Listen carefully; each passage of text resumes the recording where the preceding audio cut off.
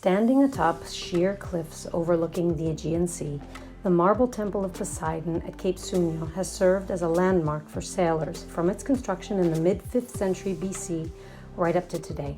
It was the last piece of land that the ancient Athenians saw of their homeland every time they sailed into the Aegean, and the first thing they saw upon their return to their beloved city.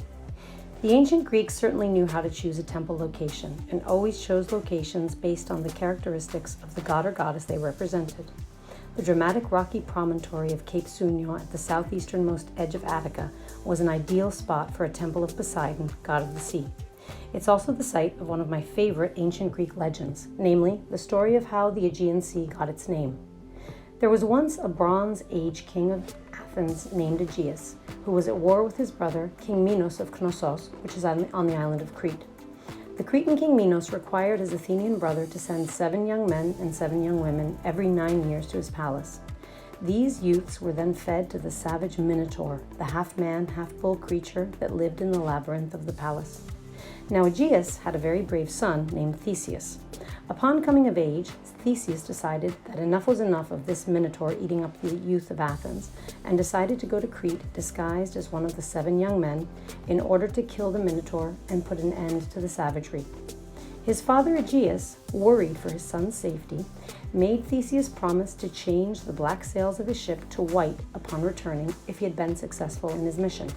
That way Aegeus, who promised to be on the lookout for Theseus' ship at the last bit of Attic land, could know of his son's fate as soon as possible. White sails signifying Theseus' success, and black sails meaning he had been devoured by the Minotaur. When Theseus arrived in Crete, he met the king's daughter Ariadne, and the two promptly fell in love. Ariadne gave Theseus a ball of twine and told him to unroll it as he ventured into the labyrinth so he could find his way back out after slaying the Minotaur.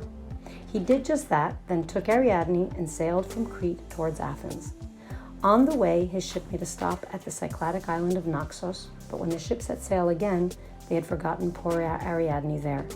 Forgotten, or perhaps left her on purpose. There are several variations to every ancient Greek tale. In any case, in his haste and upset at having abandoned Ariadne, Theseus completely forgot about his promise to his father to change the ship's sails. And as the ship neared the Attic coast, Aegeus stood atop the promontory at Cape Sounion, looking out for his son. He caught a glimpse of the black sails in the distance, and believing his beloved son to be dead, threw himself off the cliff and drowned in the sea below.